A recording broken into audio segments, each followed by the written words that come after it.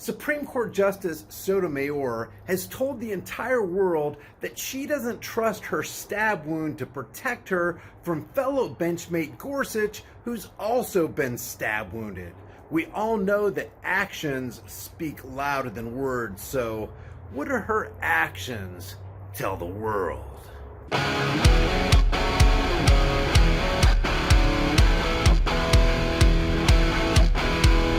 Hey guys, study after study shows that if you want strong bones and muscles, healthy hair, skin, teeth, and nails, you need the 5 types of collagen in your diet.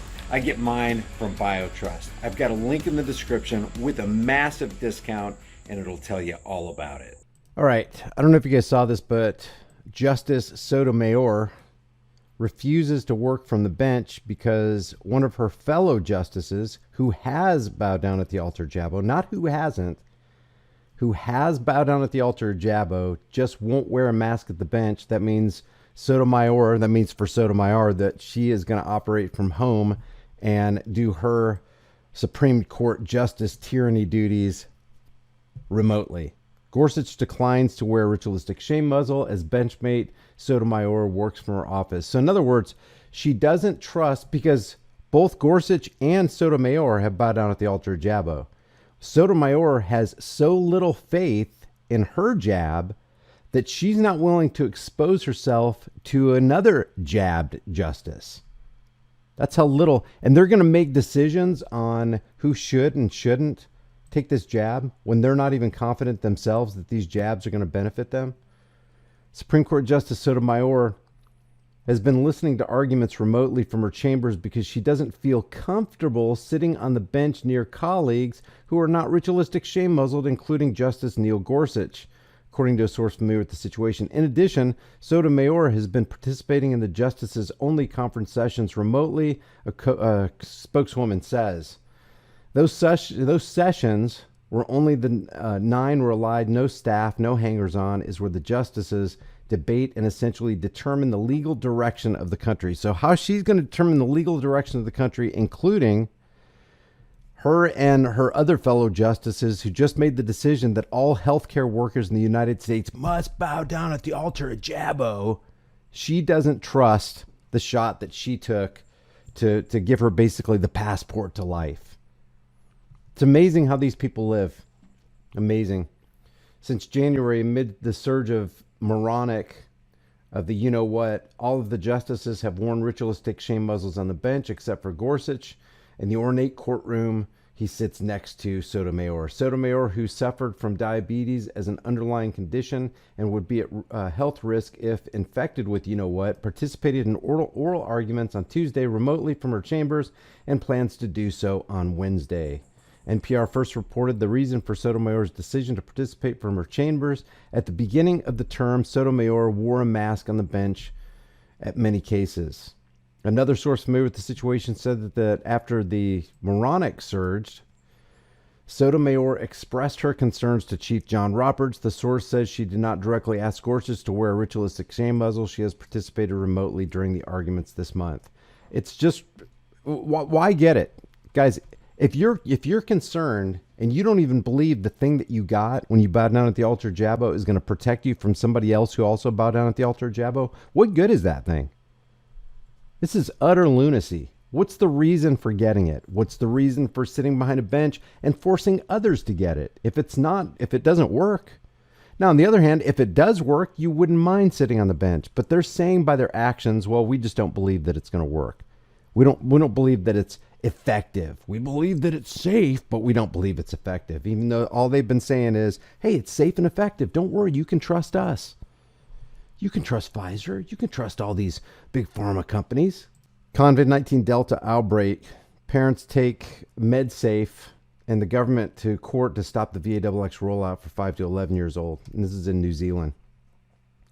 A group of parents is suing the government to urgently stop the VAXX rollouts for kids. That you have to take anybody to court to keep a forced injection out of your kids is a pitiful state of it. It's pathetic. From yesterday, 476,000 children were eligible. It's like, it reminds me of that Pink Floyd song. Hey, government, leave those kids alone.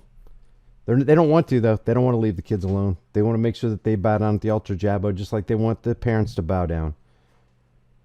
From yesterday, 476,000 children were eligible for their first dose of the pediatric VAXX, and 3,200 young people in Auckland had already got the jab shortly after midday. Despite experts saying the VAXX is extremely safe for I don't know why you're not believing us. It's extremely safe for children and will protect them against severe outcomes from the VIRUS. 8 Kiwi parents, whose names are currently suppressed, are claiming in court that the provincial consent process for the kids' vaccine was flawed and illegal. How about just downright immoral? How about government just back off? That you got to take anybody to court, employ lawyers, time, resources, expense. They want that consent to be revoked and are trying to get the rollout halted immediately until a full judicial review can be held. The group includes an electrician, 2 stay-at-home parents, a service assistant, a quality assurance manager, and a company director, a civil engineer, and an unemployed woman. All have children ages between 5 and 11. Is that those are the only people that are standing up? There should be so many people you can't even count them. Their statement of claim was filed in the High Court on January 15th. And then the government is considering price controls. CNN asked this question. Should the government control the price of food and gas? What happens when the government controls the price of food and gas? Prices end up going crazy. Quality goes down. Store shelves are emptied. People start going hungry. People are paying a lot more for food, gas, cars, and service. And inflation isn't over yet and look what they blame it on, as the pandemic continues to distort the economy. Guys, this right here is not what's distorting the economy. What's distorting the economy is what has always distorted all economies in all ages in any country. Politicians, government functionaries, and in this case, the big pharma industrial complex. That's what's distorting the economy. Oh, and how about the international banking cartel? Oh yeah, forgot about them. When you start printing money and just dropping it from the helicopter like Helicopter Ben did and like Jerome Powell is doing right now, how can you have anything but inflation? It's not the pandemic making prices go through the roof, guys. It's been done before, typically during times of crisis, but for most mainstream economists, the answer to this question is a resounding no. Limiting how much companies can charge will distort markets, they argue, causing shortages and exacerbating supply chain problems with only temporary reductions in inflation. I want to read this thing from ancient Rome. This happened in 3rd century ancient Rome. Before its fall, Rome was beset by a welfare state with more recipients than providers. According to the ancient historian named Lectitinius, the number of recipients began to exceed the number of contributors by so much that with farmers' resources exhausted by the enormous size of the requisitions, fields became deserted and cultivated land was turned into forest. Soon, Rome was forced to debase its currency to the point that its silver coins contained just 0.02% of the precious metal.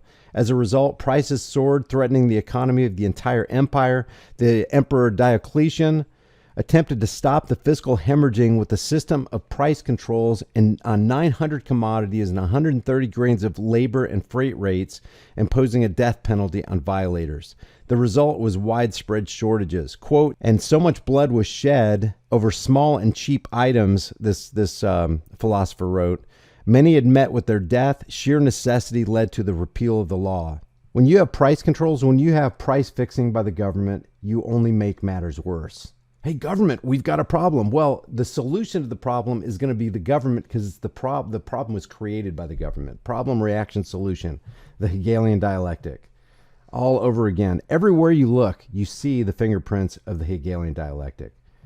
This guy says price controls can, of course, control prices, but they're a terrible idea. And there's an example, too. It's like if you, there was an example where price controls on milk led to price controls on factories necessary for the production of milk. And then when the factories increase their prices elsewhere to make up for the losses in revenue, more price controls are needed. And then this process continues ad infinitum. Before long, the government is forced to fix the prices of all consumer goods and factors of production. not just the control of milk. So they can set price controls on one thing and everything else goes haywire. And that's what we're going to see if they start doing this. Hey guys, we know with the way things have been going, it can get really interesting really quick. So make sure you and your family have a long-term storable food supply. Support the channel and get $50 off with my link in the description while you still can.